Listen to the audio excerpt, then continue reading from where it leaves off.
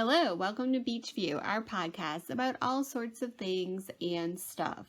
Yes, and today we're continuing with watching creepy, horror-adjacent, Halloween-y stuff. Yeah, so naturally, we decided to watch Scream, the movie, the original one from 1996. Yes, which is another classic. Yeah, classic. So, you want to do overall thoughts? Yeah. Yeah, so what were your overall thoughts on this?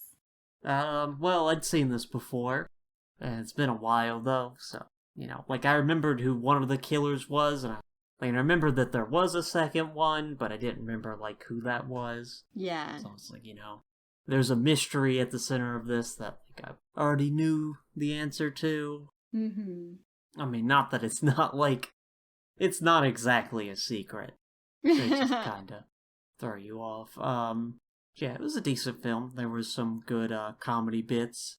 And the plot went along well. The actors were decent. It was a fine movie. Not my favorite, but a decent watch.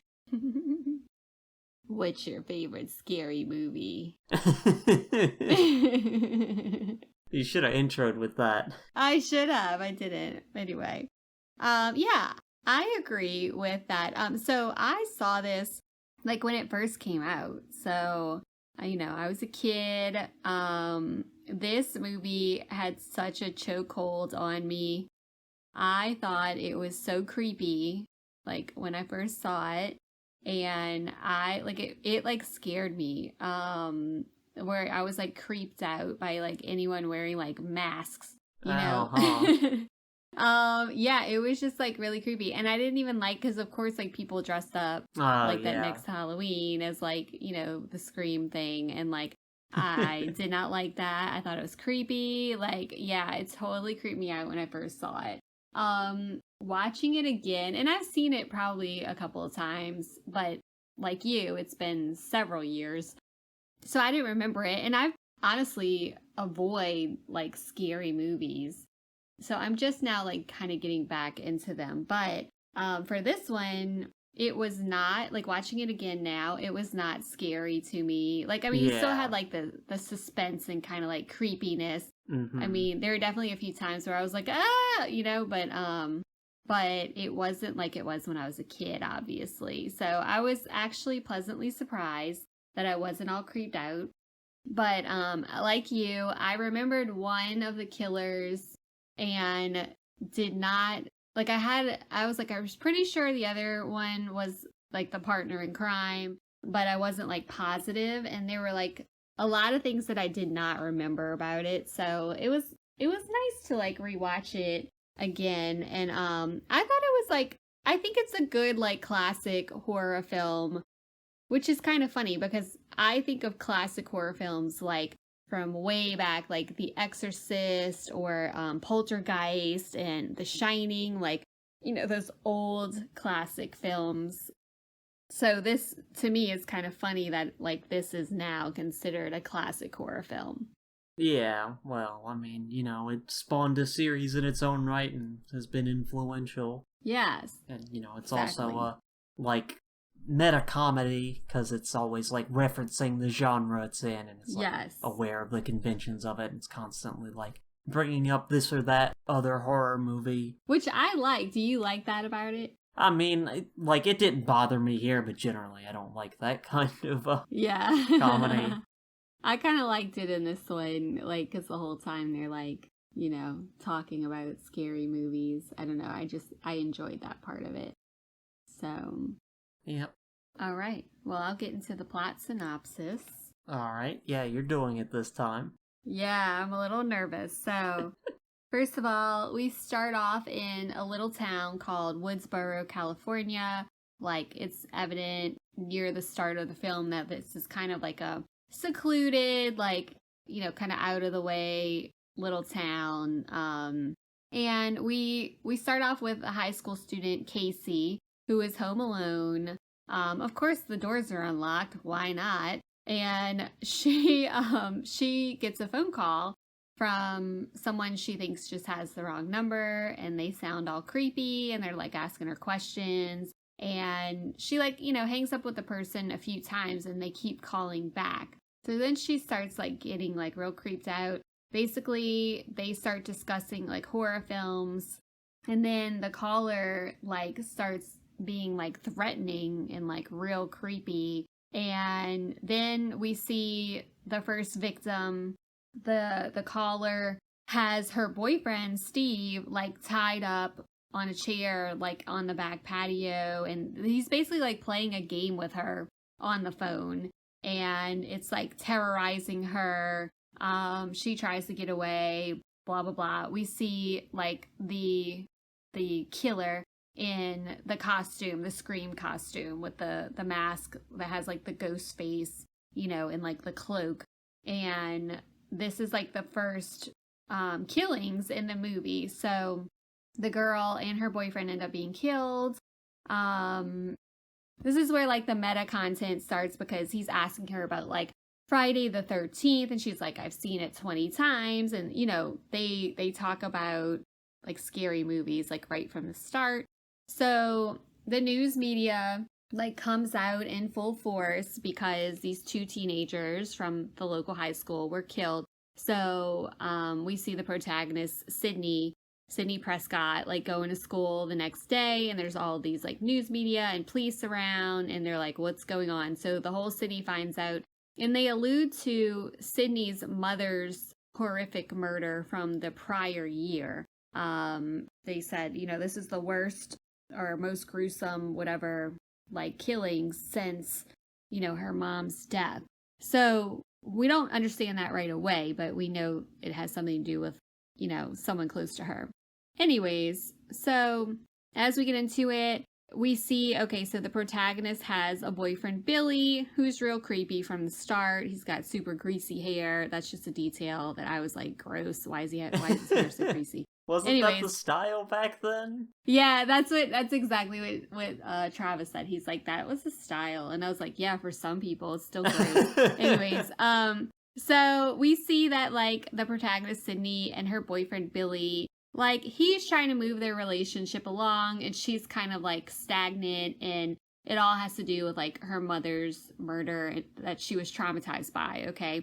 So as we go on, we come to see that she testified against this guy, Cotton Weary, who was set to like have the death penalty.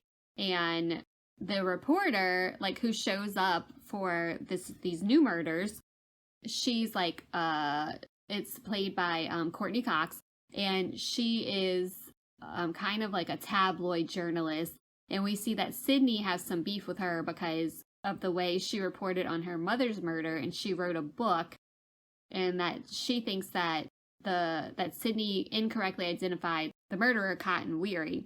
And so we start to kind of get these seeds of doubt, like maybe it wasn't Cotton who killed her mom, maybe it was whoever's killing the new people, right? So anyways, so in the meantime, like Sydney's dad, Neil, is traveling for work, so Sydney's gonna be home alone. Well, there's a killer on the loose, so she's all scared. So she asks her friend Tatum to like come pick her up and go to her house. Well, Tatum, of course, is like plays by Rose McGowan, and she's like super late. And meanwhile, she gets like a call on the phone, and she starts getting a little terrorized, okay, by the ghost face person. And then all of a sudden, her boyfriend Billy like shows up at her window upstairs, and so Billy like comes in, and he's like, calm down.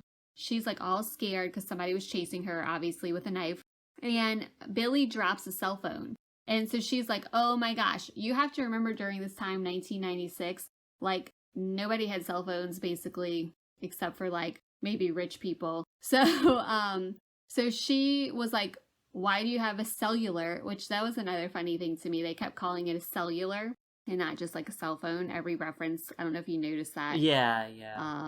But that was kind of funny. But like at that time, like everyone just didn't have a cell phone.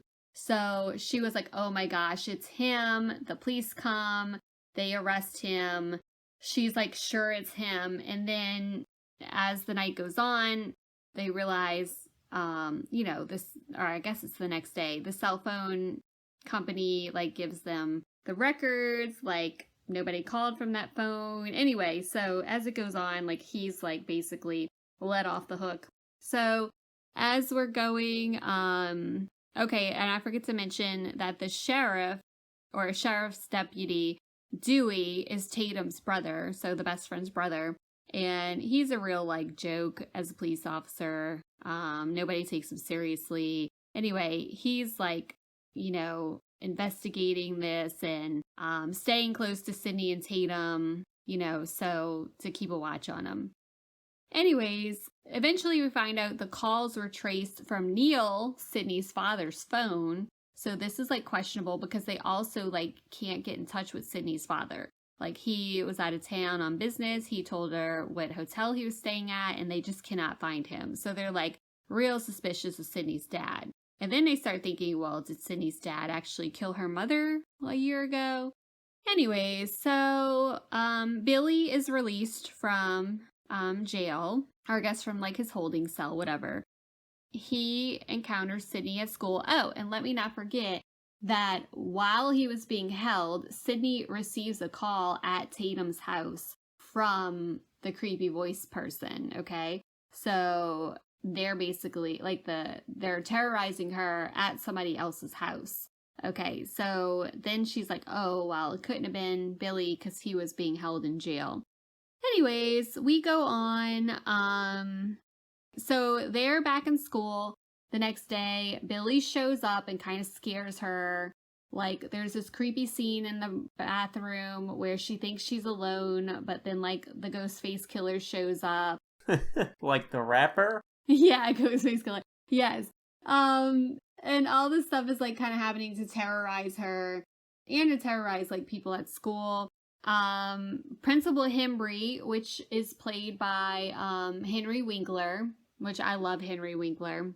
Anyway, he ends up like catching these two kids who were running down the hall in these costumes, because you can get this costume at any Five and Dime, they said, so like everybody's kind of like playing into it.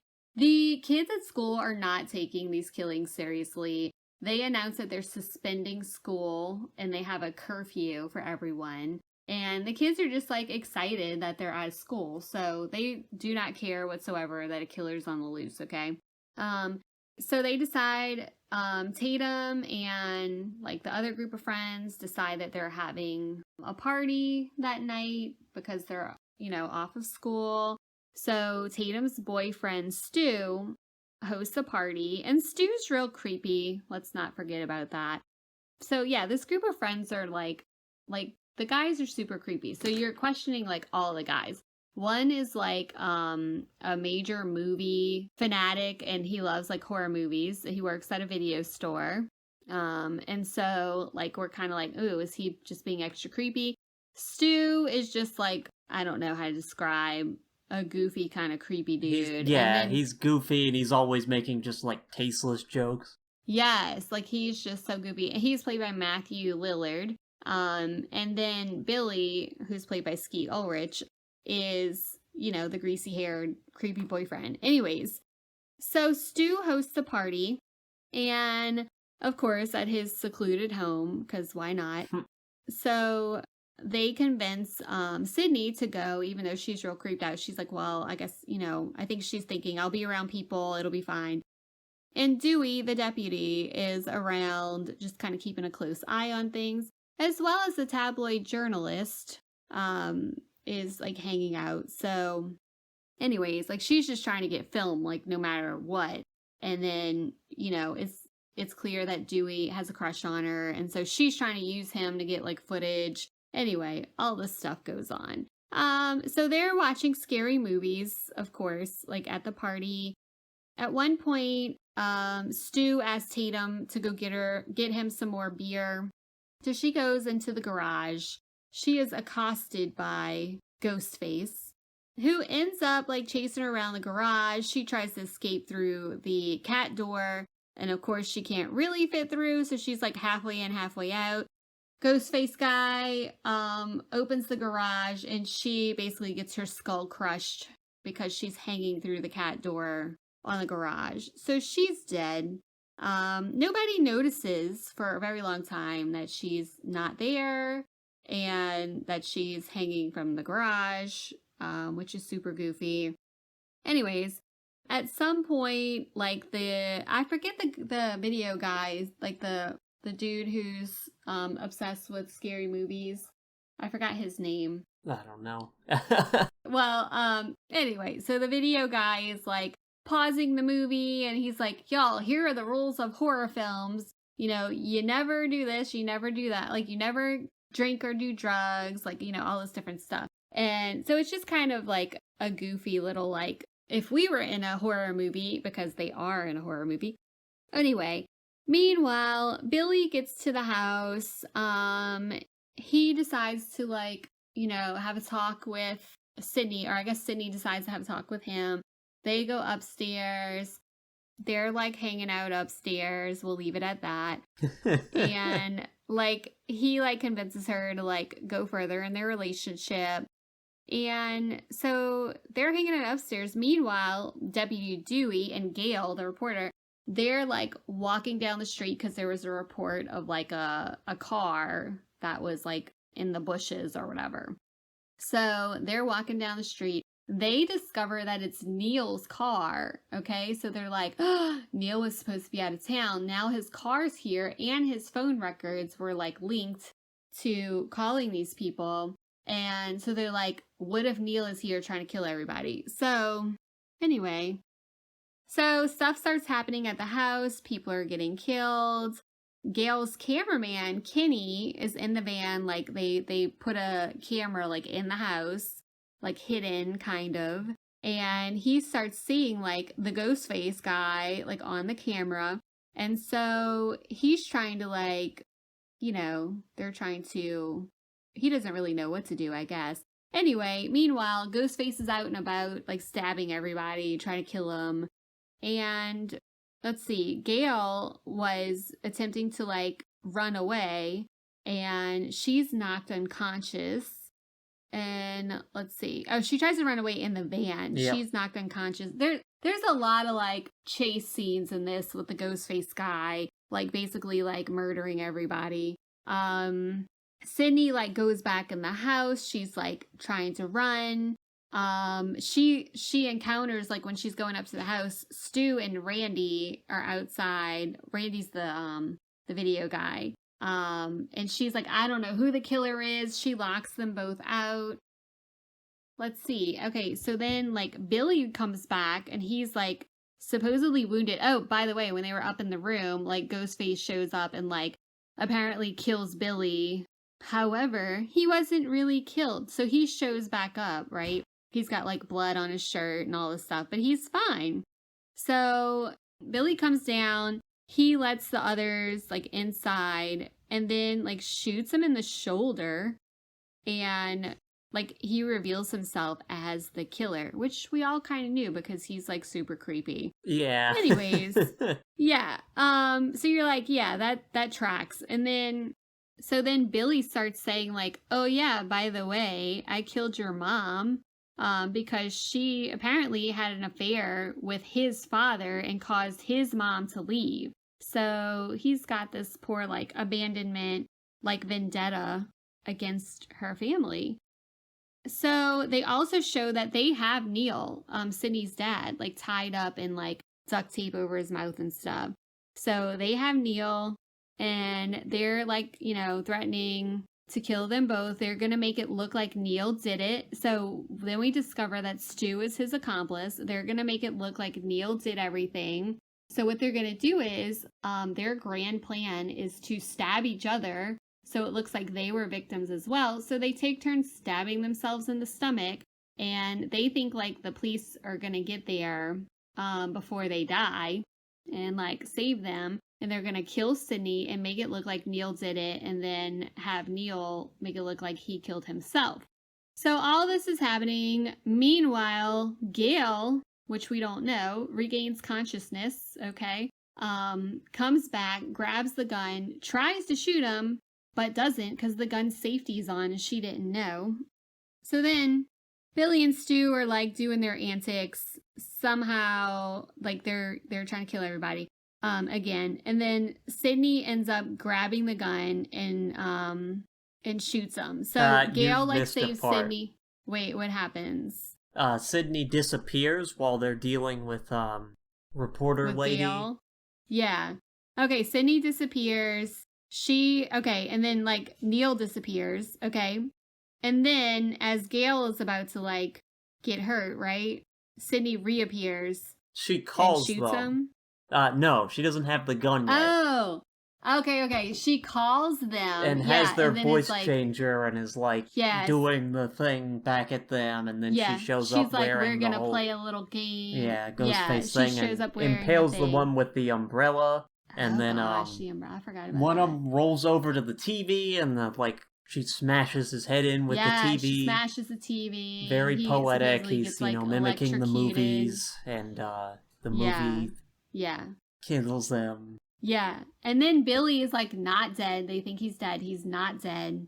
Well, then she gets the gun and shoots him. Yes, she gets the gun and shoots him and like makes sure he's dead. It was like the final like jump scare of the movie. Yes, he gets shot in the shoulder and then in the head the second time. Yeah, she's like, not in my movie. And then, finally, like the police are getting there. Neil is rescued. Oh, that's one of the other jump scares is Neil like busts out of the closet and scares everybody, and so they like try to untangle him from his being tied up. Dewey, the deputy, he was maimed a little bit, so they're taking him away in an ambulance. Gale is like all beat up, but she like gets her cameraman and is like, oh, her cameraman died, by the way. Gets another cameraman and is doing like a live report from the house, like, ever the opportunist. Well, but we see Gale in a better light now. She was also like instrumental in taking down the killer. I don't know if that's opportunism at that point. Yeah, well, I mean, she's shown throughout the whole film to be like an opportunist, so like it's kind of like essential to her character. But yeah, that's what I was saying. Like she's seen in a better light though, because she like obviously saved the day with Sydney. Yeah. So it was all good. So anyway, so that's the end of it. So yeah, so the two killers are dead and the saga is over. Until the sequels. The next one. Yes. So that was, kind of a rambling plot synopsis. Basically, several people get killed, which, I didn't name all of them because it was like way too many. I mean, this is a slasher film. You missed the principal. Oh, the principal. Yeah, Henry Winkler was killed and was hung from the goalpost. Yeah. So, yeah, that's why a bunch of people left the party, because they got a call saying the principal was killed and he was hung from a goalpost. So they're all like, let's go to the field and see him, which is like completely terrible.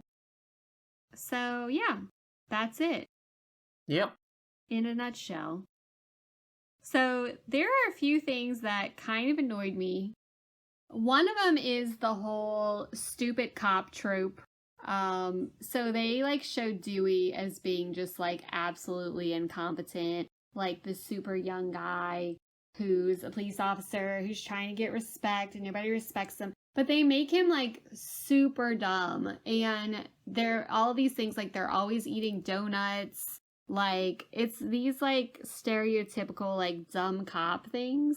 And I just didn't think it was funny. Like, I didn't think it was funny. Like, I thought it was over the top stupid. I mean... Well, I mean, it was, like, so...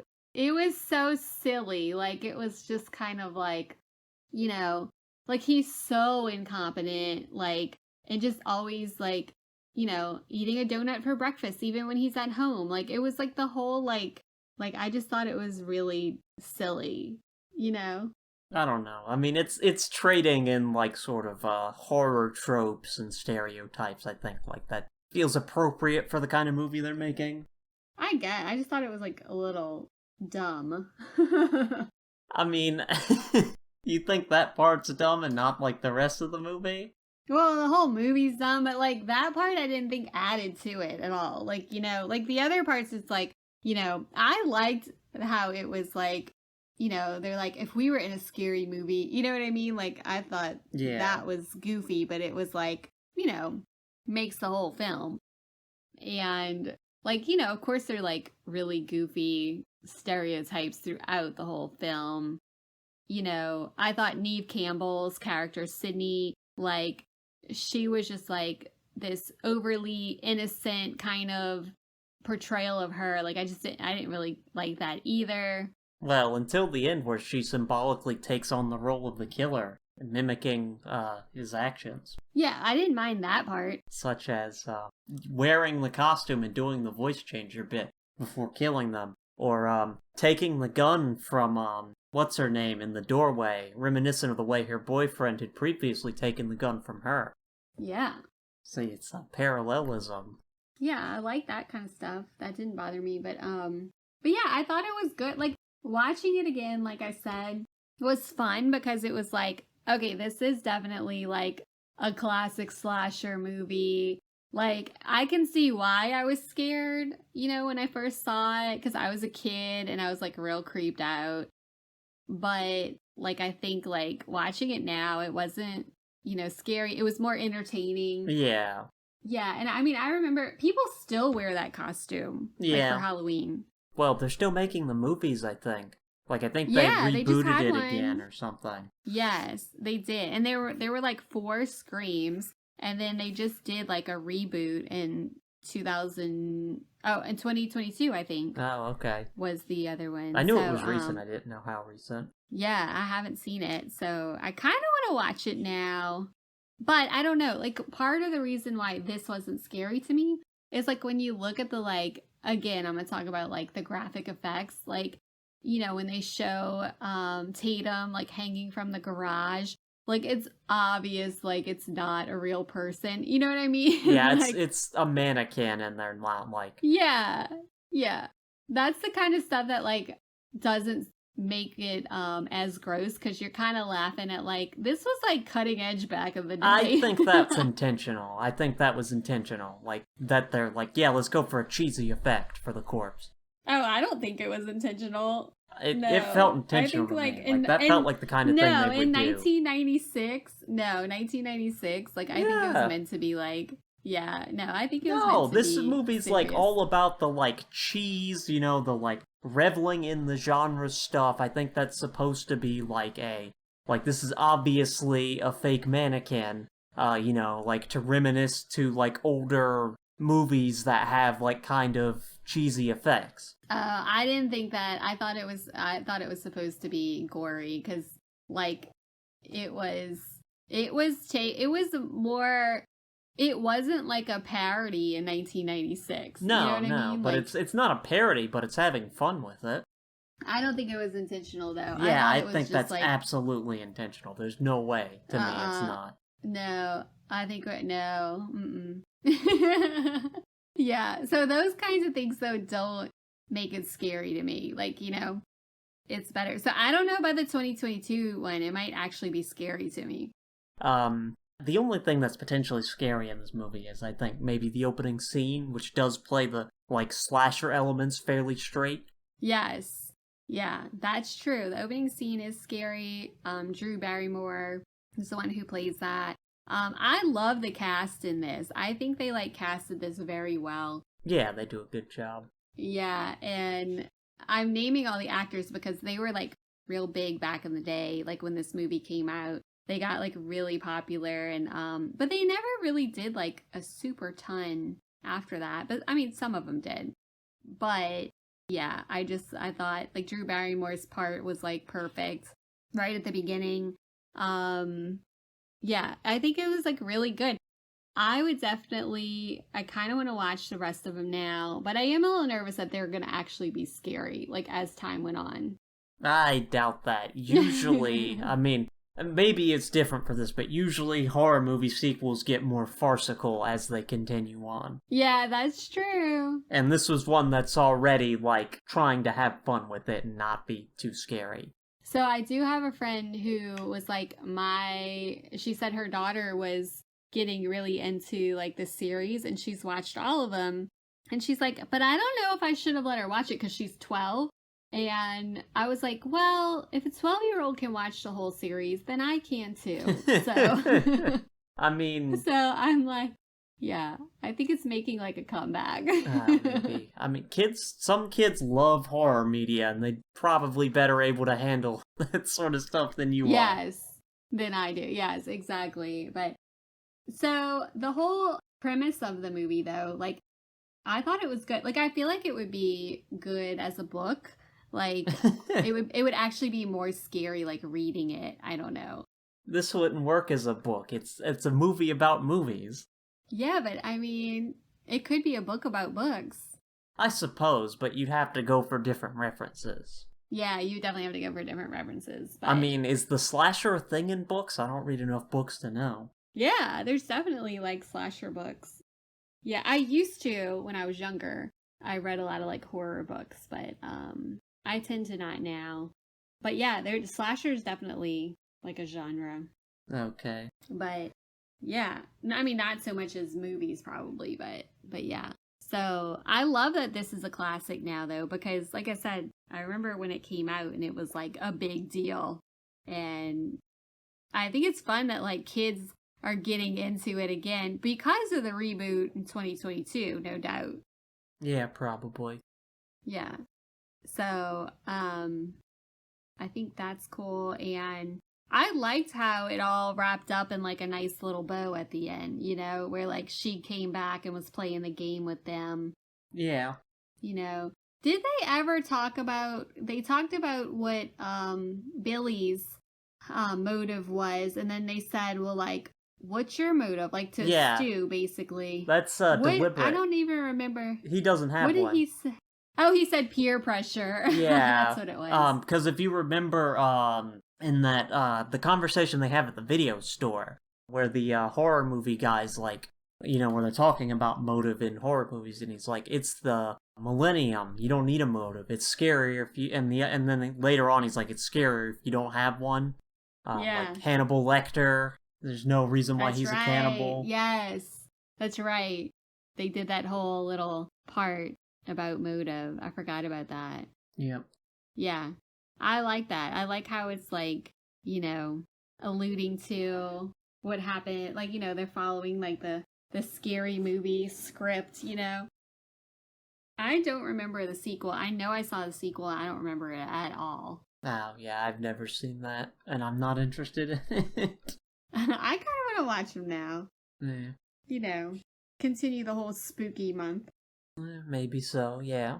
Yeah, one thing I will mention is I think the scene where she walks into the bathroom and there's the like two girls talking about her in the stalls. Mm-hmm. That conversation was hilarious. Yeah, it was. It really was hilarious. Where she's just like, yeah, she totally had a psychological break because it's the anniversary of her mother's death and she did it. Yeah. Just ridiculous. That was funny. And she's just like listening, getting her feelings all hurt. Yeah. Yeah. And then I was like, the whole time I'm like, why does she keep like going places by herself? If there's a killer on the loose, like targeting her, let me just like go be in the bathroom all alone. You know what I mean? When was she in the bathroom alone? When those girls left, she was all in the bathroom. Oh, that was at school though. That's like, yeah, that doesn't count. There's it people. Does count. Why would you would never go to the bathroom by yourself if there's a killer targeting you. In school though? They're gonna get to you in school when their previous motives were like targeting you in a house alone? Well, yeah, I know. Yeah, but he was in the bathroom with her. He was hiding in a stall. I wouldn't expect that personally. Oh my gosh.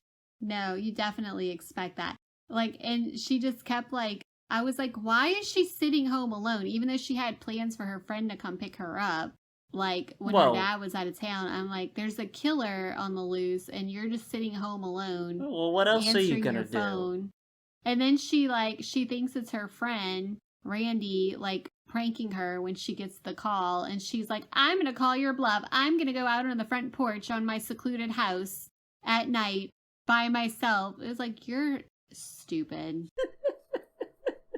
Yeah. Well, that's like a recurring thing where people like kind of don't take it seriously at first. Yeah. They think it's a joke. And then when Tatum did the same thing, like when she went by herself into the garage, and then was like locked out of the house. Yeah. It was like, why are you going places by yourself? Stop being dumb. So it definitely had the quintessential like horror movie, like don't do that, you know? Yeah, well, and you're doing the quintessential horror movie. I can't believe those characters would do that. If I were in a horror movie, I would totally make the right decisions. Yeah. I love it. Yeah, so I was reading too that like they didn't expect this to really perform that well. Because it was released in like December 1996, and they thought like, you know, usually that's a time for holiday films. Yeah. Well, this is a holiday film, just this is a holiday film, yeah. Wrong holiday. But but it actually was like a surprise success, and one of the highest grossing films of the year. So I think the cast helped with that. She had a lot of big names at the time, you know, Drew Barrymore, Rose McGowan, Neve Campbell, you know, all those people. Yeah, and the meta humor, like you said. Yeah. But yeah, it was definitely a surprise success, which I think is kind of funny. Yep, it was certainly a movie. It was also credited with like rekindling the interest in that type of genre. Oh, huh. In the late 90s. Yeah, so that's kind of funny. And then I don't know if you remember, they had Scary Movie. Yes, that was like a parody. Yeah. So like those kinds of films started coming out again. You know, like it was just like goofy stuff. But definitely, I think it's just really funny that you still see kids dress up in this costume at Halloween. Well, a lot of the, you know, it's like Christmas songs, but for a different holiday. A lot of the, like, most famous, sort of horror icons never die. Yeah, that's true. You probably still find kids going as Frankenstein. Yeah. I love, like, during that time, though, like, around that time we had a few of these, like, big kind of blockbuster, scary or creepy, like, remember I Know What You Did Last Summer? Was right around that time. They had like, I think Halloween came out again. Scary Movie was another one that was during that time. Like it was kind of a little cluster, like the few years after that, like these scary movies came out. And then it's like for a while, I mean, you had like the normal horror films, but none that were like real big, like this one and I Know What You Did Last Summer. Saw, Paranormal Activity. Yeah, but like until like the whole 2010s, you know, you had like the creepy, but none of them had the following like Scream did. Saw did. That came out in 2004, spawned a whole franchise. Well, that was still like in this like whole cluster of like, you know, late 90s, early 2000s. I'm talking like 2010s, like. Yeah, the Paranormal Activity series. That was like a huge, like, in the 2010s. I don't remember that at all. You don't remember that? No. Oh, not at all. No recollection. People care about it now, but it was very popular. I don't remember. Okay. The Purge, kind of? Oh, yeah, they had The Purge, yeah. I think that's more of like that's kind of horror, yeah. Yeah, definitely horror, yeah. And that was like a big series, very mimetic. So, yeah, you know, horror has persisted. Horror has persisted. Yes. Yeah, so I also heard there was another film being developed this year. Oh, yeah. Scream. Yeah. So I don't know. Yeah, well, that's always the thing with horror movies. They're like, for a long time have been like franchised like that, and then they'll go away for a while and then come back, and you know. Yeah. So what would this be like? Scream number. Yeah, I guess it would be the 6th one. Wow. I got a lot of movie watching to do. Yeah. I suppose so. I don't have a lot of movie watching to do. Do you have anything else to add about this film? Like you mentioned earlier, it's a very, like, 90s film. You know, you're talking about the cell phone things, but there are a lot of things in this that were very, like, of its time. Yeah. things you wouldn't have, like, noticed at the time, but, like, since it's an older movie and it's, like, contemporary, you're like, oh yeah, this is very 90s. Yeah. Back in my day, we used to have landlines. Yes, the landlines are a big thing. And apparently, if a creepy voice called you, you wouldn't just let it ring. You would pick it up each time. Yeah, you definitely pick it up. Really? Yeah, because not everybody had caller ID. No, I know that, but, like, if you get, like, two calls from the same person, you hang up the second time, and you get a third call, it's like, oh, that's the same person, I'm not picking it up again. No, but I think, like, you're, like, maybe picking it up because you're expecting it to be someone else. Yeah. Like, your friend calling and saying she's late, like, I don't know. I just noticed the relationship with phones was different, especially, like... Oh, yeah. In the world where we have cell phones and Definitely caller different. ID and get, like, 10 spam calls a day, where you're just like, you always let your phone ring and don't answer Oh, it. yeah, for sure. It's completely different now. And, I don't know, did you ever see the SNL spoof with Pete Davidson? No. Also, people don't call, they text. Yeah, so it's like a whole spoof, and it was really funny because, like, somebody called and they're, like, being all creepy, and he's like, okay. Like, he's just so nonchalant about the whole thing, like, not serious at all. Okay. So they're, like, yeah, trying to that sounds like terrorize something him. he would do. Yeah, it was funny. I don't really like his humor. It was funny, but yeah, it definitely wouldn't happen now because nobody would answer the phone. Yeah. And yeah. That also takes out the ring. Yeah, exactly. You watch the tape and then, you keep getting calls for 7 days and you assume they're, like, spam calls, so you don't pick it up. And then 7 days later, the girl emerges from the well, and we're totally off track, so I guess we don't have anything else to add. Yeah, well, that has been... I just thought that was neat, the relationship with phones and how that's changed. That's We always true. bring phones up, when we watch older movies. Yeah. It always comes up. It's absolutely true. It's very funny that would not happen the same way nowadays. So I'm eager to see what the 2022 reboot does with that. So, anyways, all right. That has been our Scream watching for the continuation of spooky season. And, yeah, I guess take us out. Yeah, that's been Beachview, so thanks for listening and tune in next time. Bye. Bye.